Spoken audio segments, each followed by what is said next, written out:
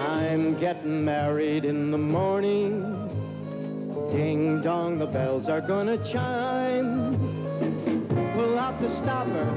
Let's have a whopper, but get me to the church on. Yeah, this is how I got to Vegas.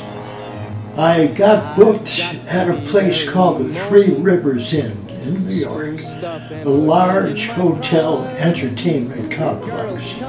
I was working the lounge, and coincidentally, Sammy was working the main room.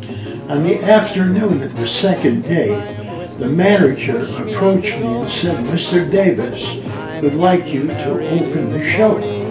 I was completely confused by that. I said, "I'm doing the show in the lounge."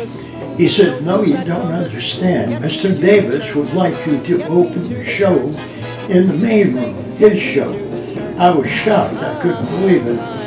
And I said, "Thank Mr. Davis for his confidence and tell him I would love to do it."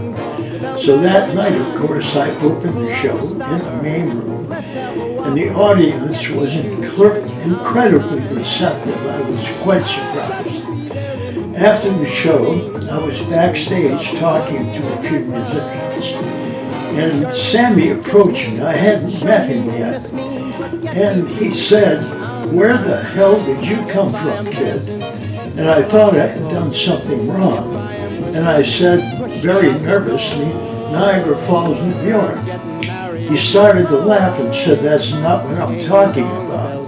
And then he said, "Do you play poker?" Which I thought was a rather strange question. I said, "Yes."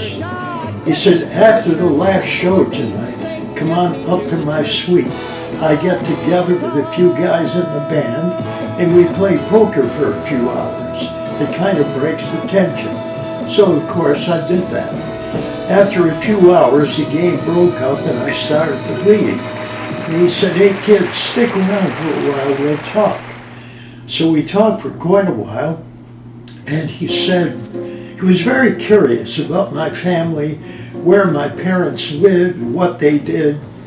And then he said, "Have you ever worked Vegas?" I said, "No."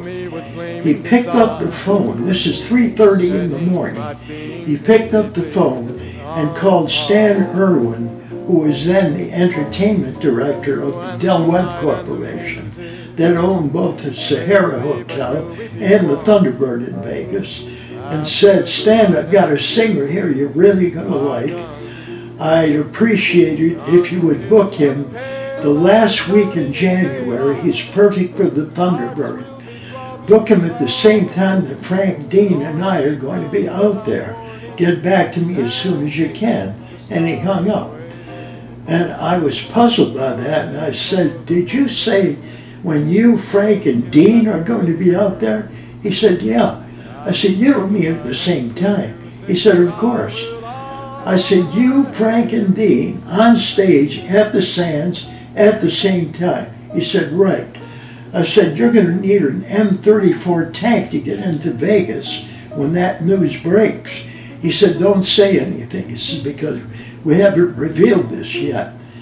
Well, I was wise enough to book rooms for me and my group days ahead of time, because once that news broke, there was no way you could get a room in Vegas. It was ridiculous. Anyway, we got there, all of us got there a few days ahead of time. And I went to the Sands to see if Sammy had arrived. And he was there, we had lunch together. And he asked if I had ever met Frank. I said no. He said, "Well, there's going to be a closed rehearsal tomorrow. Come on in, I'll leave your name with the guard at the entrance. Come in, I'll introduce you to Frank." Fine. So the next day, I walked in, the guard let me in, and Sammy spotted me and motioned me to come down the center aisle to the edge of the stage. So I walked down to the edge of the stage. Sinatra was talking to a musician standing behind Sammy, and Sammy said, "Frank, come here. Say hello to my friend Chuck Gabriele. He's opening at the Thunderbird tomorrow night. We're going to see him." And Sinatra turns around, comes to the edge of the stage, leans down, about to shake my hand, pulled his hand back and said, "Forget it, I've got too many friends already." And Sammy almost fell off the stage, he's laughing so hard.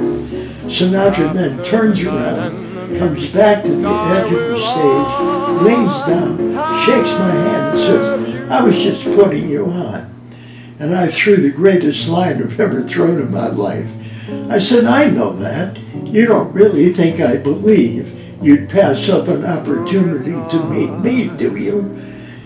He jumped off the stage, grabbed me, hugged me, turned to Sammy and said, "Smokey, this kid is too quick for me." Then he turned around and he said, "We're coming to see you tomorrow night, kid, and you better be good." And what happened the following night was hysterical. Sammy, Sinatra, Buddy Greco, Gregory Peck, and his wife Veronica all were sitting ringside. And no one, the bartenders, when I say no one, I mean the bartenders and waitresses are saying to themselves, "Who the hell is Chuck Gabriele? I've never heard of him." Well, it was beyond belief. In the meantime, after the show was over, a waitress come back on stage and said, "Tell me something, what's your real name?" I said, "What do you mean, what's my real name?"